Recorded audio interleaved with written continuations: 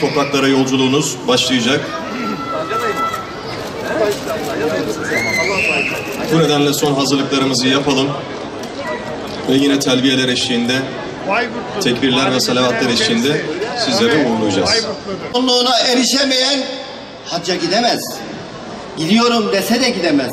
Bazen çoluğu çocuğu engel olur, bazen işi engel olur, bazen parası pulu engel olur, gidemez.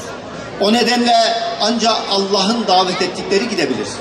O halde değerli arkadaşlarım, sizler gittiğiniz zaman mutlaka dua edeceksiniz ama sizden hassaten devletimizin, milletimizin, Müslümanların ve İslam aleminin geleceği için daha düzgün, daha insancıl, daha İslam'a uygun, daha bilme sanata uygun ve insanlığın geleceğini mutluluğa kavuşturacak olan güzel insanların yetişmesi, iyi insanların olması, iyi insanların görev alması, iyi insanların görevlerine devam etmesi ve insanlığa Allah'ın kendini tanıma huzurunu elde etmesi ve kavuşması için dualarınızı mutlaka istiyoruz. Biz iyi olacağız. Allah'ın emirlerine uygun olacağız. Ehil olacağız ki insanlığa hizmet edebilelim. İşte onun için de sizlerin, güzel insanların, seçilmiş insanların dualarını bekliyoruz. Allah yol açıklığı versin. İbadetlerinizi Allah'ım kabul etsin. Dualarınızı da kabul etsin. Yol açıklığı diliyorum. Allah yol açıklığı versin. Sizler ve şu anda son olarak programımızı duayla kapatıyoruz. Dua yapmak üzere yine İstanbul Müftümüz Sayın Profesör Doktor Hasan Kamil Yılmaz hocamızı kürsüye arz ediyorum. Buyurunuz efendim. Amin. Euzubillahimineşşeytanirracim. Bismillahirrahmanirrahim. Elhamdülillahi Rabbil alemin. Vel akibetu lil muttakin. Ve la udvane illa alel zalimin. Bibereketil Kur'anil azim. Ve bihurmeti men erseltehu rahmeten lil alemin. Ve'afu anna ya kerim. Ve'afu anna ya rahim. واغفر لنا ذنوبنا بفضلك وجودك وكرمك يا أكرم الأكرمين veya Erhamer Rahimin. Ya Rabbel Alemin, her türlü dua, niyaz, taat ve ibadetimiz sanadır. Dualarımızı, niyazlarımızı sana arz ediyoruz. Makbul eyle ya Rabbi. Ya Rabbi bizi zulmetten nura, karanlıktan aydınlığa çıkarmak üzere alemlere rahmet olarak gönderdiğin Habib-i Edib'in Muhammed Mustafa sallallahu aleyhi ve selleme salat ve selamlarımızı arz ediyoruz. Ulaştır ya Rabbi. Sevdir bize hep sevdiklerini, yerdir bize hep yerdiklerini, yar et bize hep erdirdiklerini, sevdin Habibini kainata sevdirdin, sevdin de hilati risaleti giydirdin, makamı İbrahim'den makamı Mahmud'a erdirdin, serveri asfiya kıldın, Habib-i Huda kıldın, Muhammed Mustafa kıldın ve alem İslam'ı korktuklarından emin, umduklarına nail eyle ya Rabbi.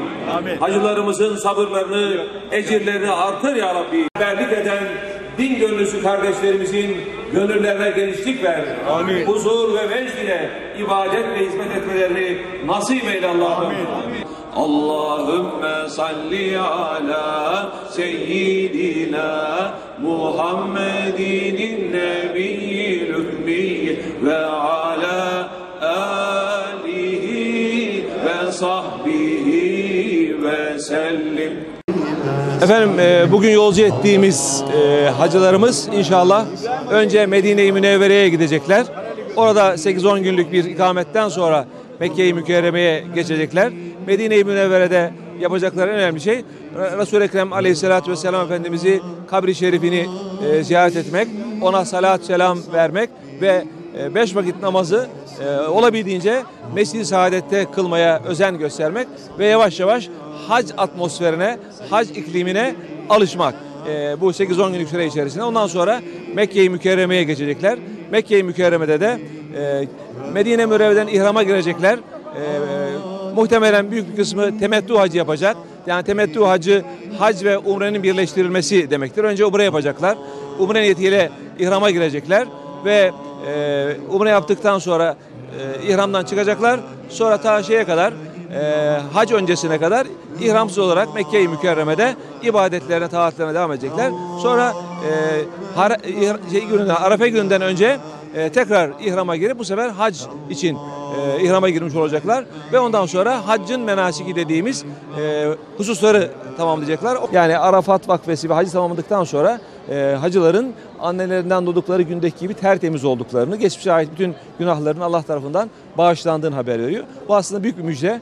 Bu müjdeye nail olmak üzere orada zamanı iyi değerlendirmek ve hem Allah'a kulluğu hem insanlarla ilişkileri orada gayet iyi götürmek lazım.